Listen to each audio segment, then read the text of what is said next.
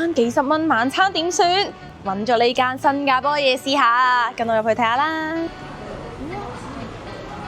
見到佢上面咧都有好多新加坡嘅國旗喺度喎，然後咧牆壁嗰度咧仲有啲壁畫，位置都幾舒服幾闊咯。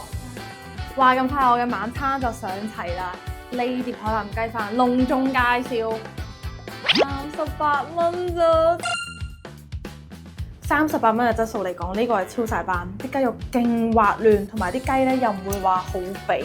配埋個汁，啱啱好挑嘢味。雞油飯咧唔會話好油啦，跟住咧個米飯質地係偏硬少少，粒粒分明啲嘅。我自己就幾中意呢一種嘅飯嘅質感啊！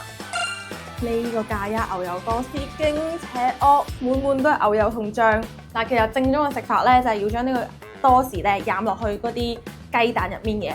呢個食法咧，真係跟足新加坡。第一啖係雞蛋嘅蛋香味啦，跟住咧入面勁多醬，勁滿足，個吐司又烤到好夠脆身，好好味呢個。幾十蚊就食到咁高質素嘅晚餐，我咪好識揾咧〜